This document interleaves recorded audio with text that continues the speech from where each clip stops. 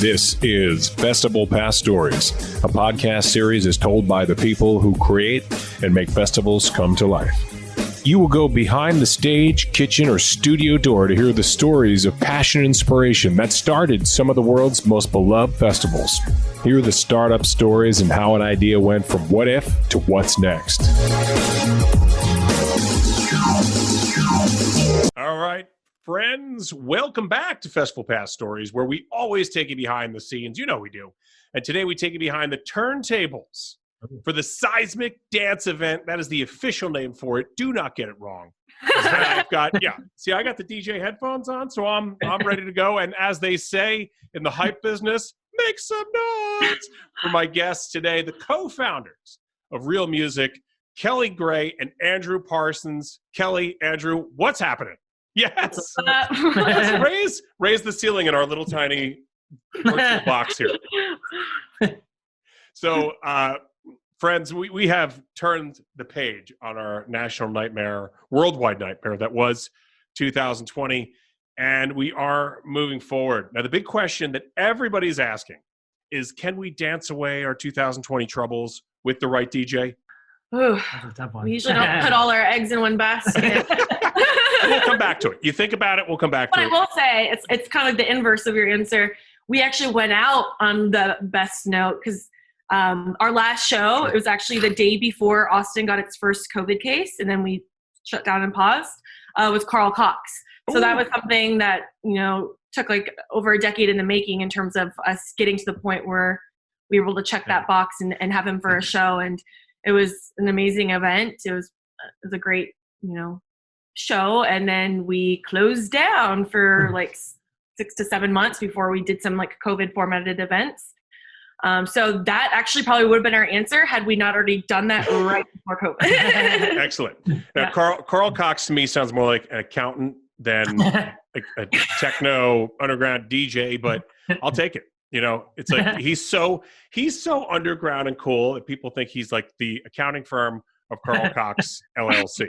It's like no, sure. No, yeah. Well, when you go to your office, you're going to have a lot more fun than you would at Carl Cox accountant. Yeah. Slightly different. You're like, hi, I'm here with my W-2. What's with the black light? What's going on here? This is very unique. But you guys are the queen and king of the EDM scene and ATX combined. You are not only VIPs, but you are the BFD in town. Now, I'm completely out of acronyms. I have no more. But Kelly, how did this journey begin, and how did we get here today? There's so many parts to that journey.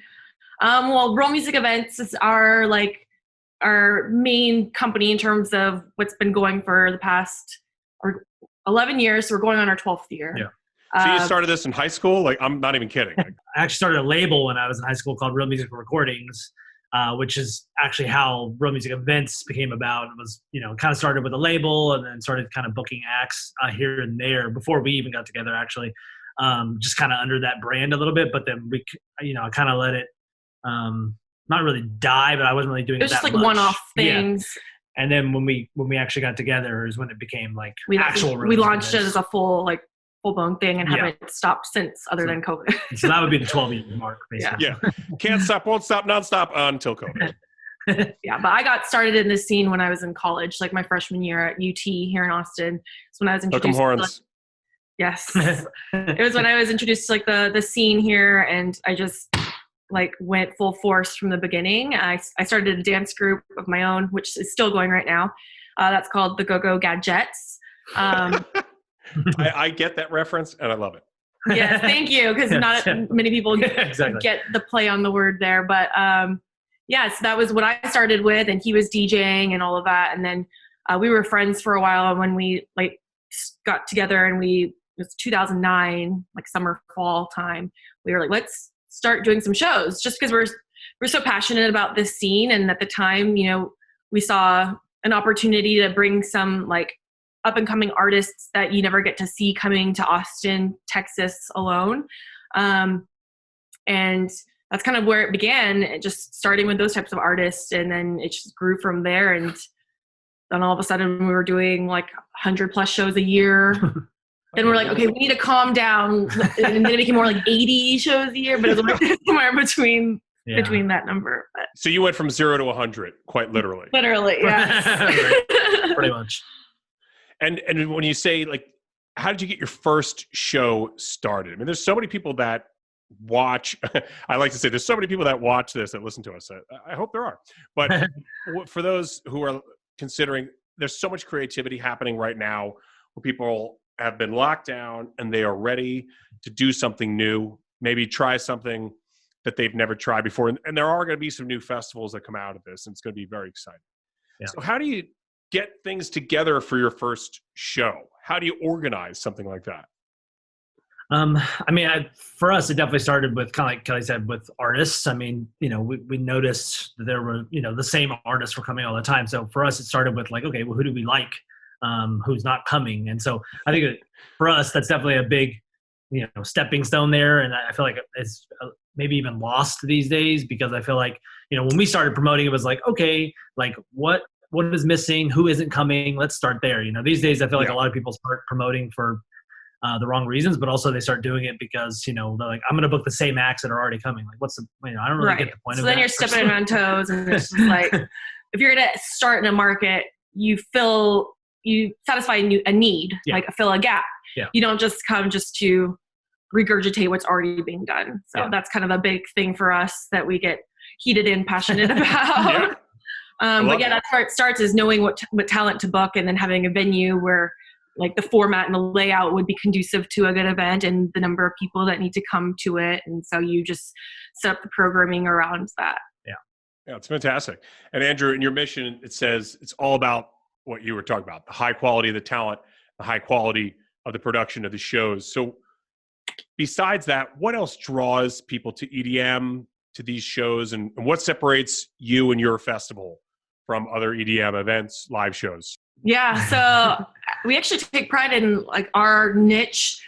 I mean, of course, it varies depending on what show you're doing, and there's a spectrum there. But within the dance music scene, there are all those different subgenres, and I feel like we cater to the people that are really in the scene because they're passionate about it. They've been staying in it. It's not just like a short-lived party to go to. They're really paying attention to artists and labels and things of that nature. And because of that, like, people on the outside may think of electronic dance music. It's become more popular and hit the mainstream more so than it did in the past. And so people may think of more like mainstream artists, or like bass in the US, more bass driven types of acts and sounds. And like, dubstep is definitely, house music is starting to gain more popularity in terms of dubstep for the masses, but for the while, it was more like the bass artists. And then you think about like younger kids and all of that, and more like ravey or things of that nature. But there's another side of that spectrum, people that have been in the music industry for a while or been attending events for a while. And like our demographics actually skew more towards like the older, not super old, but no, not like as ancient as me, but definitely not. No, just no. I'm calling the cops on those shows. I'm like, there's a show going on. You get a full spectrum. So whereas some events may be more like the 18 to 20-year-olds, we're more like, our sweet spot's the 25 to 34, and then we actually, when we look at a lot of our stats, we have more in the 35 to 44 group than even our 18 to 24. So that's actually something we take pride in, because promoting music over ageism is huge to us. And obviously we're also trying to set the stones for ourselves where we can be old and going to shows and not looking like weirdos. So we're super all about, having an environment that embraces like all ages coming to enjoy music. Yeah. So you're saying that I can come to a show? Yeah, and you wouldn't be the oldest. Okay. Yeah. It's like there could be a boomer section. Is that what you're saying? Definitely. We can also, have an 88 section where you can wheel in. I mean, they're definitely like, there are definitely older people that will come to some of our shows that are, grandparents and stuff. And I love that. Like, I absolutely love when you see older people on the shows. I think it's fantastic. I mean, definitely, it's like a whole different kind of a vibe, and I think it's nice to be inclusive of everyone, Right. Yeah. So we specialize in making a party. It's not just the party; it's a music experience. Yeah. And that curating a great audience, having the talent, great production value, all those things lend to it being fun and safe and all that kind of stuff.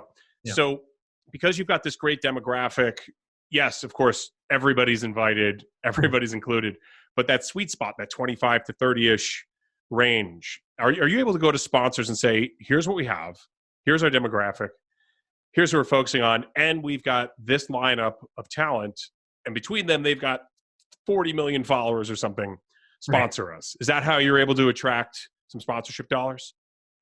In theory, that is how you do it. Yeah, and those are that's the definition. Yeah. Or is it more ticket sales for you guys? Yeah. That's the conversation we do have and what we show. And we haven't been huge on the sponsorship side in the past. And obviously it's something where we continue to grow in, but it's always been more about just keeping it authentic for all these years. And so Andrew and I always joke that we lack the schmoozing side. But as our brands grow bigger and we're, doing like Seismic and all of that, then you definitely catch more attention and you start having more of those conversations. And so, yeah, it's definitely something that you work towards, having the right types of sponsorships. And they definitely love to hear those stats. And it's like an interesting angle for us compared to others. And that you still have to, depending on the brand for the potential sponsor, like some of them may not be as tuned in or dialed into the significance of the electronic dance music scene, and right. they're only privy to what's pop, on the radio and all of that. And they're slower to adapt. So especially since we have more underground events, it's even more less mainstream in a sense. So getting them to understand that is a difference. Yeah. Piece. They're like, well, I didn't see Megan Thee Stallion on there or Ariana Grande, so the kids aren't going to attend. You're like, no, the kids will attend, and the adults will attend. They will all be here. You need to be a part of this. So basically, it's ticket sales, those VIP packages, maybe meet and greets with the talent, those type of things. That's really where the revenue is coming from for you guys right now. Yeah, ticket sales and bar sales, and all of that. Yeah, because I think it was there merch. Yeah, we do merch. We do a lot of merch too. Yeah, and that's a whole she's done a really incredible job of our branding and all that stuff. And I think we take our merch pretty seriously compared to some other brands and stuff. But she's done a really good job creating all the size. It's funny though, you look back at all your old stuff and then you cringe at your own work, and you're like, wow, I'm so glad we've changed this about our branding, or I'm so glad we're on this new phase. And then you do that every time, and you're like, well, do I even know anything then if I'm doing stuff that I don't like as much in the future? But that's just how things evolve when they change and styles and stuff changed. And then you look back at your old things and you're like, what were we doing? Yeah. Yeah, that's always fun to look back. You see a photo from college 10 years from now and you're like, I had a 5-button suit. What the hell was I wearing? Why did I need that many buttons? I only used one. Sounds fancy. Yeah, right. A tab collar shirt. What was I? So yeah, there's some photos I had to. Gonna unbutton a couple of them. Yeah, I recently there was a photo unearthed of me from college with a Caesar haircut. So yeah, a tab collar and a Caesar haircut. So it was rough. But you look back at that with fondness. We have to make mistakes in life. Yeah, exactly. We must grow. We must grow. Definitely got to grow. Yeah. Speaking of growing, in a year like we just had, you guys started hot, as everybody did. January, February, it was like, whoa, killing it. Yeah, we're killing it. This is going to be the best year ever. Pretty much. Yeah. You had events with Rainier Zonneveld, and then you mentioned Carl Cox, the accountant / world-class international DJ. Yep. So, but then all of that went away. Everything was gone. Poof. So how did you stay connected to your fan base? What kind of, Andrew, you said the high quality shows, the high quality production, talent, et cetera. Yeah. So were you able to do stuff virtual where there's some drive up events? How did you stay connected to your fan base, to your audience? Yeah, I mean, we definitely kicked around the ideas of doing, the drive-ins and all the streaming and all those things. And, I feel like a lot of those things really took off pretty quickly and everyone started doing them very quickly. And so we're like, do we want to be doing the same thing that everyone else is doing? And so we pretty much held off from doing all those things. I mean, obviously social media wise, we're a little different because we're us. And so people know who we are. And so we stay in touch with a lot of people personally that way. We're not just like a random company that you go to their events and you have no idea who they are. Yeah. So, we're able People to know you by face and name. Yeah, Right. we're pretty ingrained in the local community here, which is something we take pride in. Yeah. But, I think the thing for us too is, we consider ourselves to be, because, we like to fine tune everything. So we want to make sure that everything's as safe as possible. So for us, it was like, we'll keep up with everyone, but if we're going to do something, we want it to be different, not the same thing. And we also want to make sure that if we're doing events again, then we want them to be extremely safe. And so for us, we've definitely held off in doing things while we kind of let everybody else soak in all those live streams and all of that. And then we also took the opportunity to have a break because it's been so go for over a decade of shows and you get tired. Yeah. So, yeah. It was kind of it was actually like a much needed break. I mean, I feel like, before all this, I mean, you get so busy and it's like it takes on a life of its own where it's, it's much bigger than even we are. And yeah, you notice whenever we finally got to take a break, it was like, wow, I feel like I was probably going to lose my damn mind here pretty soon. So it was kind of nice to just be like, I'm just going to chill, Yeah. But then we, after like over 6 months or so, there's a place nearby where we live that has this, it was like a supper club that turned cafe restaurant. And it's like they have this huge outdoor, I always call it like a secret garden. There's all this plant life. I don't know where it is, so it's secret to me. It's called, they go by Happy Foods for the food side of things. Supper Friends. That's one of their. Anyway, they have like all these different names. Yeah, well, they're not a sponsor of this either, so no more promotions for them. They have this really, wide like outdoor garden with, tables and chairs and stuff. And so we connected with them and we'd actually wanted to use that space for these like brunch events. We'd already had this little series called Beat Brunch and we'd done it before at some other venues. And it was more like, happens during the daytime and all like tacos or things of that nature. And we're like, we wanted to use this other spot, but they've been like closed and very private for so long. And now that they were opened as like a restaurant during COVID, we got to meet with them and propose the idea and they loved it. And so we did a few like COVID conscious events there. Yeah. And cool. It was basically like you buy brunch, like a 3-course or multi-course brunch ticket. And then you have like your table and there's a DJ playing. And so we started with like our local team because we have a strong community of like local DJs and that are a part of our team and beyond. And so we started there and then we started having some where we had headliners come. So it was kind of like a dining and music experience. That was our first foray into reformatting so that we could let people experience live music again, but in a different sense. Very cool. And you were able to keep it intimate and safe. Yes. And then after that, we started doing a few like intimate series events at Cedar Street Courtyard, which is where we were holding most of our events pre-COVID. And they have like an open air courtyard. And so we were only interested in keeping things outdoors, open air. And there's like tables and seating everywhere. And like we limited it to like 25% capacity. And so there was only like 150, 175 people. And then you have the courtyard to find somewhere to sit, like the upstairs terrace overlooking the stage. And there's like multiple like bar areas. So there's plenty of space for people. And then we also had like a strict like masks on at all times policy. And that you have to make sure that you actually have personnel enforcing it. And that was a big thing we see differences in terms of a lot of nightlife events that are not doing that give a bad name to music events or just nightlife and entertainment in general. And it's been disappointing and hard. And it makes it harder for those that are trying to do it right. Because the consumers start to just doubt the legitimacy of any of those things. Yeah. So and there were I mean, there were like illegal parties and there was like a big rave, if you want to call it a rave or whatever, under the Brooklyn Bridge. And people were just like, come on, guys. Like, we're better than this. Yeah. In our mind, we're like, okay, there's been a rise of unregulated events or like house parties or things like that you're talking about. And if we're professionals and we excel and figuring out professional formats to have regulated events, and we now know how we can do this and keep it low risk for COVID, why wouldn't we do that? And then it also allows us to stay in business because, everyone's at risk of their door shuttering. The venue can start operating again, and, the bartenders and the staff and media folks and like there's just so many people that are tied to events. It's not just about a party. Like, why can't people let parties go? It's like a way of life for many professionals, and they've been suffering. And so being able to figure something out is definitely nice, but it's complicated. Yeah.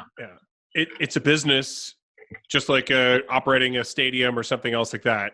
Yep. And there's so many more people besides the talent on the field or the whoever is you're there to see. There's so many. It's a whole ecosystem. Yep.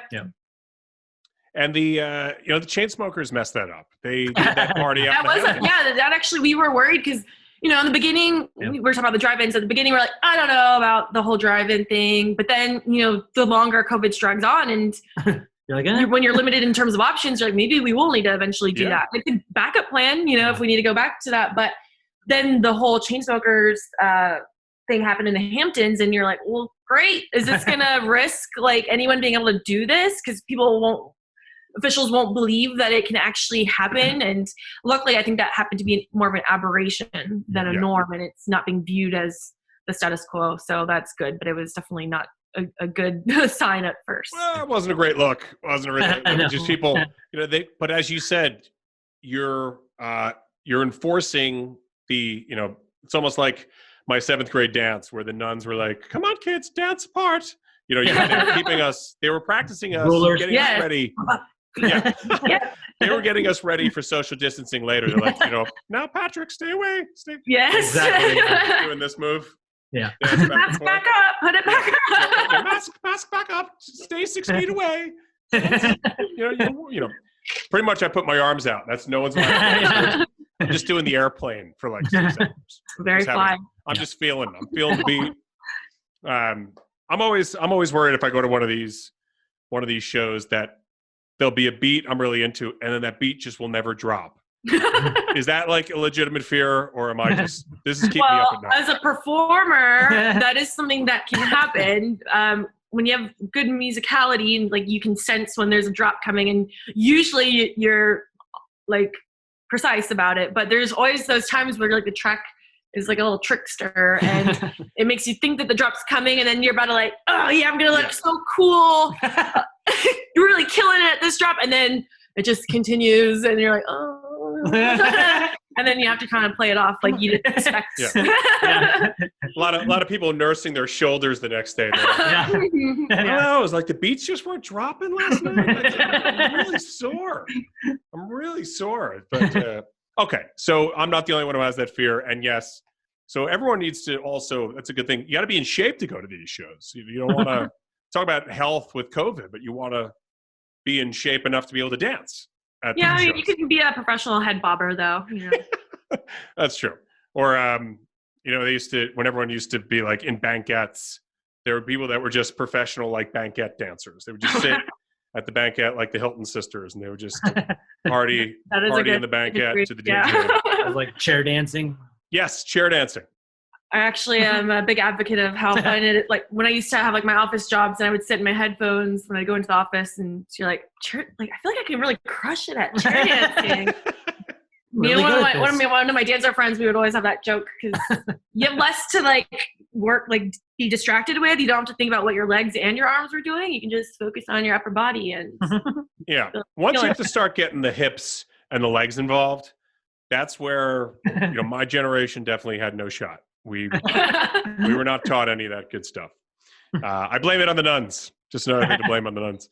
But anyway, look, you guys just made a big announcement to your fans. Seismic 3.3 is happening this spring. I believe it's May 21st through May 23rd. I just got the tattoo on my wrist, so I hope those are the dates because it's on there. I'm not going to forget.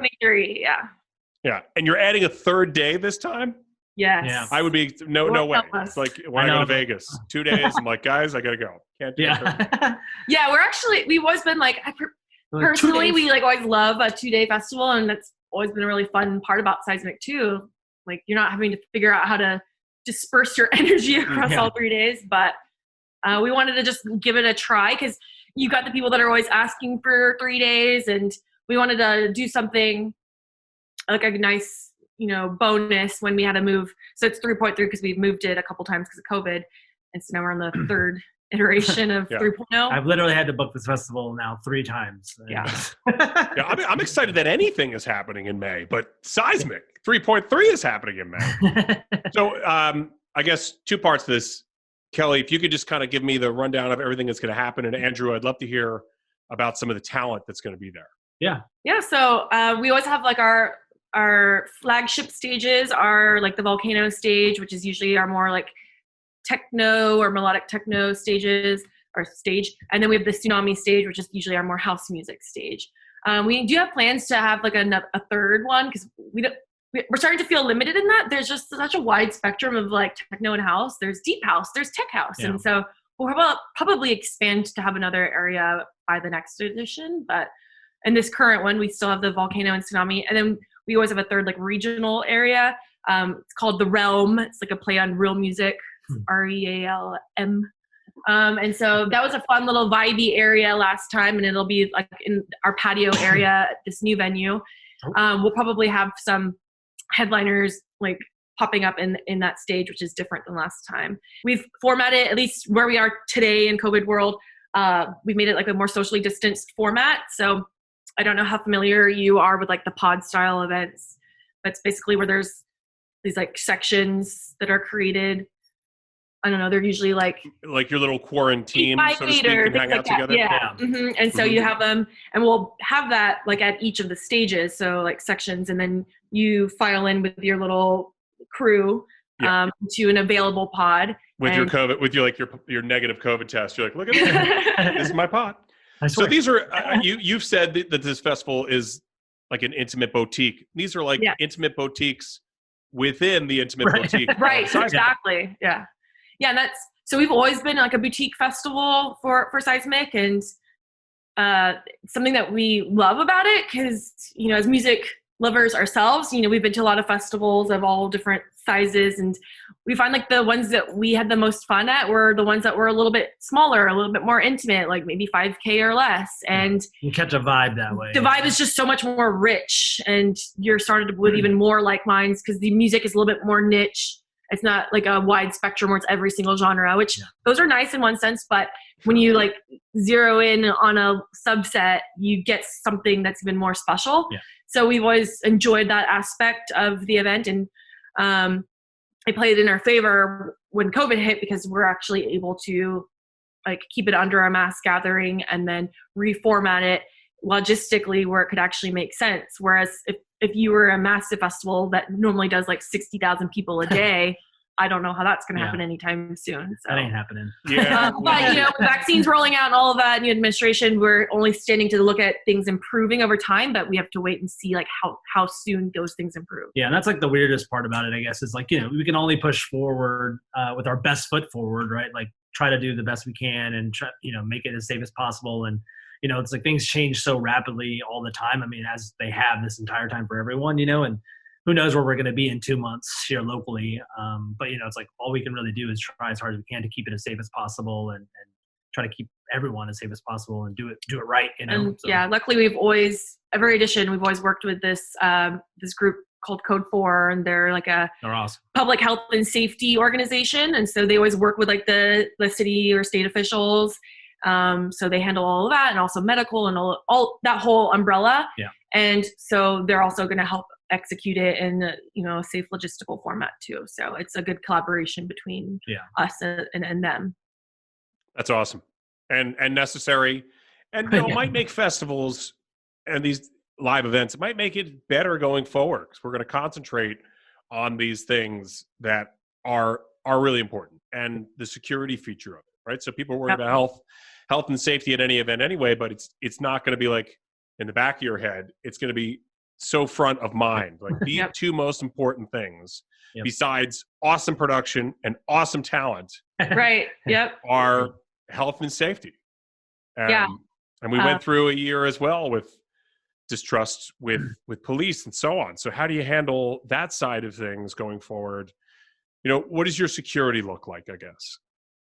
Yeah, so working with like Code 4, we always hire on like security teams. There's different like local security organizations, and we've worked with many of them across not just Seismic, but many of our other special events or even smaller events. And so We always work with like our top selections in terms of the security groups, and they're very well accustomed. We choose ones that can actually uphold like our standards in terms of overseeing an event, but they're also not they're also not like brutal force and they're not rappelling down like like AR-15s and stuff. You have to have like they have to be reasonable, they have to be looking out for the right things, all of that. And so it takes time, over like doing events to find the right groups. And so luckily we've done that. And then you also have to have clear like guidelines in terms of these are the things that you're looking out for, and these are the like the go no go terms of how to handle situations. And so it really comes down to making sure you have a good policy with your security group and personnel, and that you're getting any feedback about things that may be happening and addressing them with each of those team members. So it's definitely a group effort. Because no matter how cool this crowd is, no matter how curated it is, there's always somebody who's got to do something and just be like, why'd you do that? And they got to be taken out. They got to, and you got to have them removed. And it's always it's a train wreck. It's like, oh, look at these two idiots who did whatever. So, and now everybody's filming it too. So exactly. And you're like, oh, that cannot be the highlight of our festival. It is really important. But speaking of those things that people are coming for, Andrew, the talent, who can we expect to see at Seismic 3.3? Oh man, there's like 40 names, so and we're going to be adding more. I'd love to see any list of recent. Let me pull it up. Let's see. Wow. Okay. Oh my God. There's I saw Rebellion. Yeah, there's so many good names on here too. I think what kind of we were touching on earlier is we definitely book the things that we like me as a DJ as well. Like I'm not sitting here trying to just book random names because I hear they sell tickets. That's never been our MO, and that's just not who we are as a company. And I think that's the reason why we get a lot of support, and the reason why we're set apart from other people is because there's not going to be that I've seen anybody booking this kind of a lineup here in the United States at least. And there's just so many good names out there that a lot of people don't get to see. And on this lineup, for me, I'm really excited to see the Martinez brothers, Art Bat, Matame, if you say it that way. Like we were saying earlier, it's one of those names, but I think that's how you say it. Sounds right. Charlotte DeWitt, Clav on Stroke's always awesome. Bob Moses is killing it right now. Chami's actually never played here in Austin, which, he's a huge name, but it's strange that he's never played here. But, there's so many good names on here that I'm really excited to see. And, we book based on talent that we like, so that's good. I want to see everyone. Yeah. That's actually something to note is, a lot of festivals, you're like, I'm so stressed out about the overlap. Like, how can I be at multiple places at once? So we actually, because everything we do, we just kind of do it in terms of like how we would have liked to experience things. And so, like all these sets are about like 2 hours long. They're not just like an hour or hour and a half. So they're like pretty much all 2 hours. And we stagger them too on the stages so one starts earlier and so that way, if you want to catch an hour of one guy and an hour of another, you can do that easily without having to have a problem, So now we know some of the talent that's going to be there. I haven't bought a ticket to anything in a long time, so I've saved up all this money. I'm buying the VIP tickets. I want all the lanyards. I want all the bracelets. We're making a special lanyard. Yeah, and they're going to go fast. So how do I get them? You go to www.seismicdanceevent.com. We're still saying the www. You made me feel. It had more impact that way. So we're already live with our ticket sales. We're beyond like halfway sold out. So because we're limiting the capacity, it's going to sell out quickly. Yeah. Well, that's great news. I think that pricing wise, we're, I think that, if you're paying attention to any things that are going on, not even just in the concert world, but just, events that are happening anywhere like comedy or any of that kind of stuff. A lot of things are obviously more expensive now. And I think that even being a 3-day festival with the lineup and everything we have right now, that the tickets are still pretty comparable to what they would have been even pre-COVID. So I think that's something we've always wanted to price everything, as reasonable as possible, but while still being feasible to actually produce the event. You don't want to lose Also money. payment plans, which is a huge part. Like Yeah. you only have to put down a small portion to lock in your tickets, and then you just have like the payments over time until the event. So that's a huge win for people, especially in COVID times. So Yeah, and then, it's Flexibility. like yeah, exactly. And I mean, we've even announced our fall dates as well. So November 12th, 13th, 14th, which are kind of like a fallback. Like if it gets down to it, we just can't produce this properly and safely for everyone. fall back. Yeah, fallback. Like it. Well played. Then we would move it to then. So it's nice to have that for people, just to be upfront. I mean, I think that's what people want. People want to just know what's going on. And I think that if we're as honest as we can be and tell everybody what's going on, then, it makes people feel a lot better about, the event and hopefully, everything. Yeah. So doing everything we can to keep the event going in May. It remains to be seen like what happens with COVID and all of that. But even in today's world, the way it's structured, it's a reasonable event to take place. There was a pod style event in Austin, just outside of Austin, like 2 weeks ago, and it had just as many, if not more, attendees. Yeah. But it was all pods, and we actually went, a little research. We went to check it out. We're like, this is like super reasonable. Everything's super spread out. When people are navigating, they're in their masks. They're not close to each other. Then they're going into their private pods, and so we'll have that and dispersed among like even more area and more stages, so you have even more room. So in today's world, it makes sense, but we have to just keep staying on top of everything. And if worse comes to worse, for some reason there's a need, it's not going to be feasible anymore, then it'll move to those fall dates in November. So that's good. And I would say this entire time that the pandemic has been happening, like we're relatively knowledgeable. Like we've been staying on top of everything, like even before we even planned on doing the festival again and all that stuff. I mean, we try to stay up on all the COVID related news at all times. But there will also vaccine won't totally be rolled out by May, and you can only have a certain amount of people even in the pods right now, so you're limited on the amount of tickets, even though you've half sold out, which is great. But could there be a virtual element to this? Like, can I pay a small fee to watch some of this on a live stream and dance by myself at home? That's a good idea. I mean, we've definitely we've always take 10% of all sales now. We've definitely always wanted to do that. I mean, when we did our first iteration of Seismic in 2018, and we did a couple live broadcasts of a couple artists with Mixmag.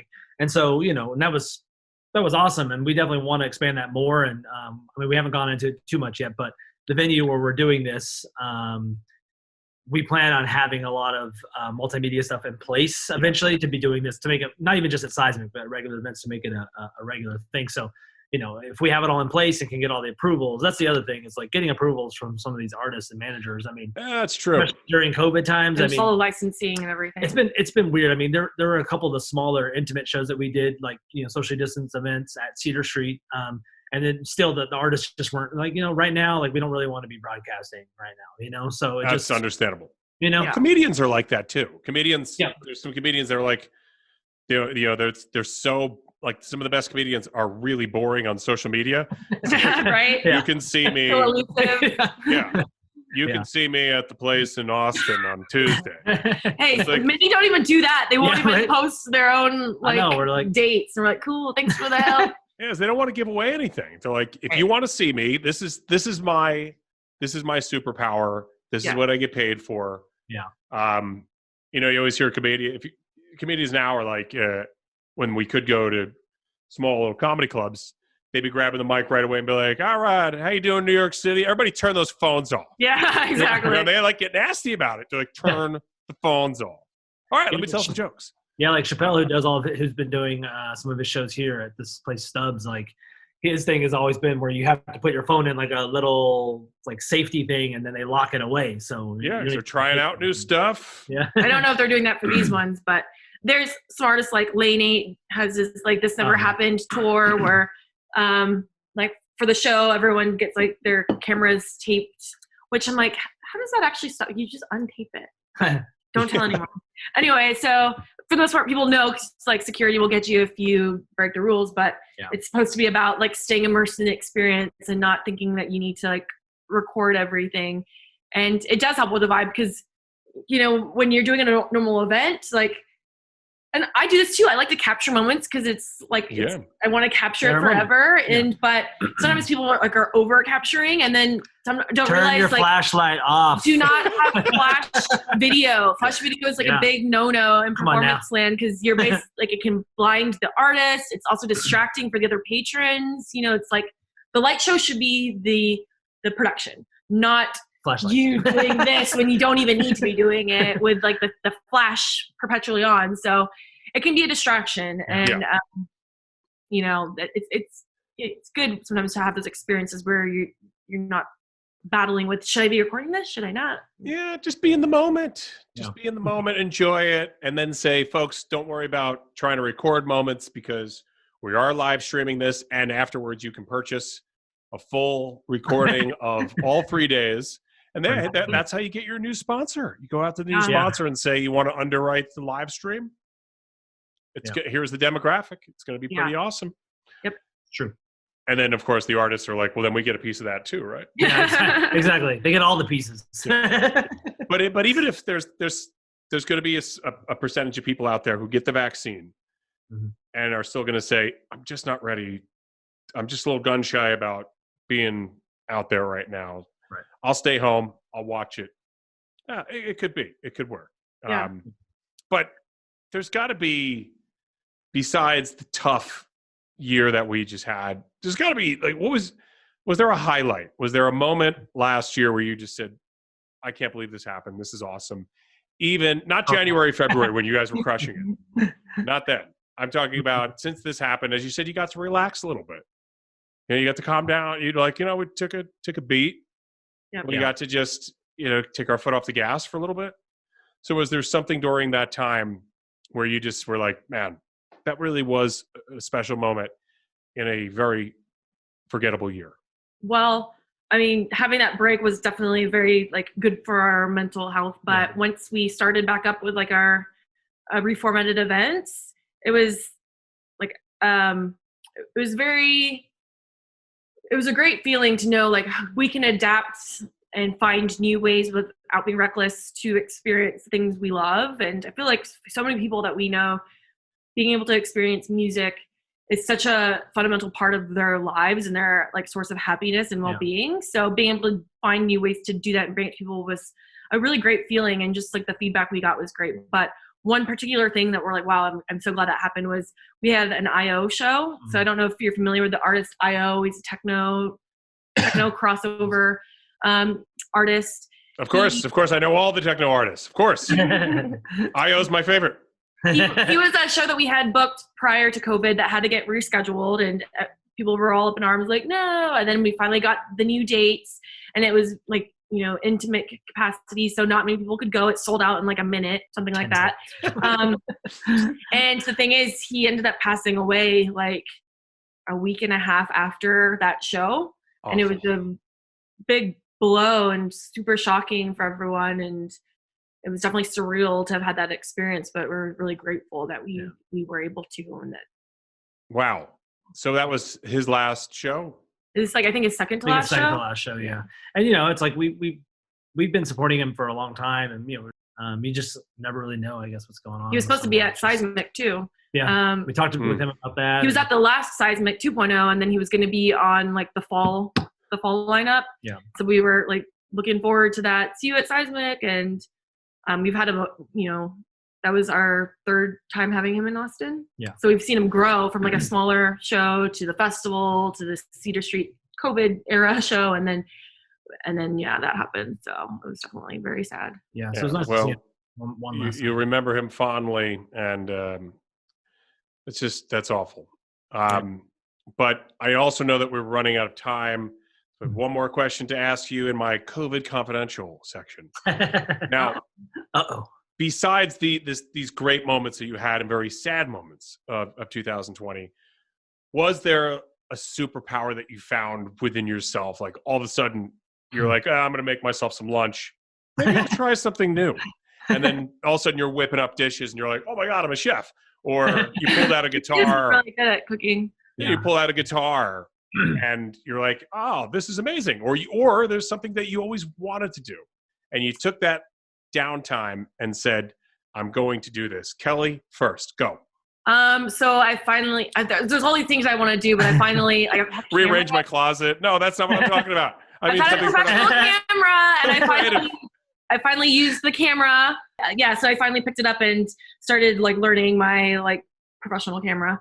I always deal with our photographers and our media team, and I have like an eye for that. And I've done photo shoots and stuff, but I wanted to get behind the lens myself, and it's just learning it. Shoving more information in my brain is like, so daunting. But I definitely started that, and I'm no pro yet. But it's nice that I finally like got going on that. So that's one thing for me. Excellent, Andrew.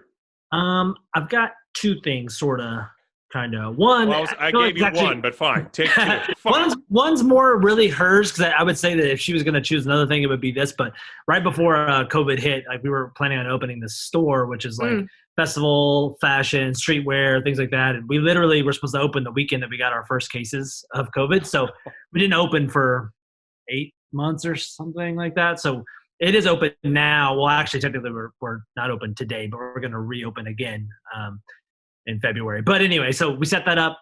That's a cool thing. Check it out sometimes. It's called Real Music, Real Fashion. Okay.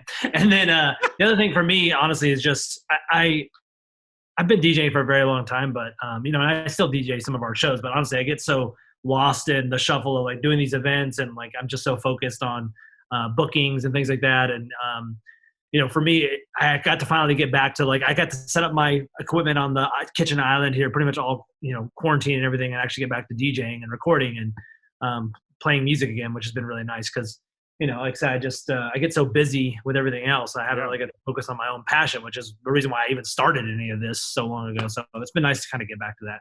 Very good answers all around, and even though you had one more than Kelly, but that's okay. I have one more. No, I'm just kidding. You're like, I was so productive. I was more productive than anyone. We were making masks too when COVID first started. That's cool. I even put him to work to help me because I was the one sewing and everything, but he started cutting up pieces for me and stuff. Are you going to sell them in the store? Yeah, I usually do like make to order because, it's time consuming. But I'll have some in the store, or people like order it and we mail them out. And I've probably done like over 500 masks. Yeah. Wow. Yeah. Impressive. So you told us before how we could buy tickets, but how do we find out more about Seismic and Real Music Events? You can find us on all the socials, Facebook and Instagram and Twitter. So Real Music Events and Seismic Dance Event. And you can also look for us, Kelly Gray on social media and Andrew Parsons. We love to stay connected with everyone that loves similar things. Yeah. Well, there we go. I love it. All right, friends. Well, the beat goes on, and indeed, it will drop. It really will. Don't be scared of it. It will drop once again in May. Kelly and Andrew, thanks a lot. And look, we'll let the festivalPass Stories royalty-free beat take us out here. Thank you, guys, and we'll see you next time on festivalPass Stories. Thank you. Bye. This is festivalPass Stories, a podcast series is told by the people who create and make festivals come to life. You will go behind the stage, kitchen, or studio door to hear the stories of passion and inspiration that started some of the world's most beloved festivals. Hear the startup stories and how an idea went from what if to what's next.